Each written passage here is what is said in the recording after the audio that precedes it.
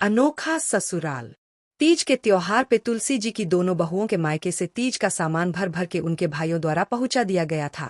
छोटी बहू मीरा का यह शादी के बाद पहला त्योहार था। चूंकि मीरा के माता पिता का बचपन में ही देहांत हो जाने के कारण उसके चाचा चाची ने ही उसे पाला था, इसलिए और हमेशा हॉस्टल में रहने के कारण उसे यह सब रीति रिवाजों के बारे में ज्यादा जानकारी नहीं थी।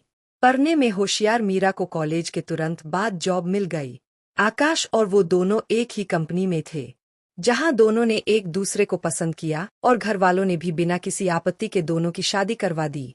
आज जब मीरा ने देखा कि उसकी जेठानियों के मायके से शगुन में ढेर सारा सुहाग का सामान, साड़ियां, मेहंदी, मिठाइयां इत्यादि आया है, तो उसे अपना कद बहुत छोटा लगने लगा।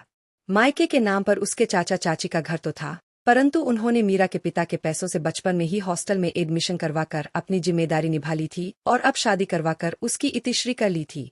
आखिर उसका शगुन का सामान कौन लाएगा, ये सोच सोचकर मीरा की परेशानी बढ़ती जा रही थी। जेठानियों को हंसी ठहाका करते देख उसे लगता शायद दोनों मिलकर उसका ही मजाक उड़ा रही है। आज उसे पहली बार माँ बाप की सबसे ज्यादा कमी खल रही थी। अगले दिन मीरा की सास तुलसी जी ने उसे आवाज लगाते हुए कहा, मीरा बहू, जल्दी से नीचे आ जाओ, देखो तुम्हारे मायके से तीज का शगुन आया है। यह सुनकर मीरा भागी भागी नीचे उतरकर आंगन में आई और बोली, चाचा चाची आए हैं क्या? मम्मी जी कहाँ है? मुझे बताया भी नहीं कि वे लोग आने वाले हैं। मीरा एक सांस में बोलती चली गई।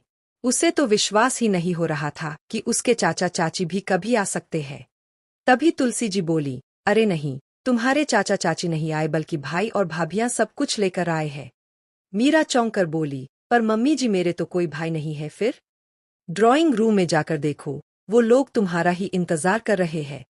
तुलसी जी ने फिर आंखें चमकाते हुए कहा। मीरा कशमकश में उलझी धीरे धीरे कदम बढ़ाती हुई ड्राइंग रूम में घुसी तो देखा उसके दोनों जेठ जेठानी वहां पर सारे सामान के साथ बैठे हुए थे। पीछे पीछे तुलसी जी भी आ गईं और बोली, भाई तुम्हारे मायके वाले आए हैं, खातिरदारी नहीं करोगी क्या? मीरा को कुछ समझ नहीं आ रहा था। वो कभी सास को देखती तो कभी बाकी सभी लोगों को। उसके मासूम चेहरे को देखकर सबकी हंसी छूट पड़ी। तुलसी जी बोली, कल जब तुम्हारी जेठानियों के मायके से शगुन आया था तो हम सब ने ही तुम्हारी आंखों में वह नमी देख ली थी, जिसमें माता पिता के न होने का गहरा दुख समाया था। मायके की महत्ता हम औरतों से ज्यादा कौन समझ सकता है भला, इसलिए हम सब ने तभी तय कर लिया था कि आज हम सब एक नया रिश्ता कायम करेंगे और तुम्हें तुम्हारे मायके का सुख जरूर देंगे। मीरा को अपने कानों पर विश्वास नहीं हो रहा था। जिन रिश्तों से उसे कल तक मजाक बनने का डर सता रहा था, उन्हीं रिश्तों ने आज उसे एक नई सोच अपनाकर उसका मायका लौटा दिया था। मीरा की आंखों से खुशी और कृतज्ञता के आंसू बह रहे थे। समाज में एक नई सोच को जन्म देने वाले उसके ससुराल वालों ने मीरा का कद बहुत ऊंचा कर दिया था। साथ ही साथ अपनी बहू के ससुराल को ही अपना मायका बनाकर समाज में उनका कद बहुत ऊंचा उठ चुका था। Globe showing Europe Africa.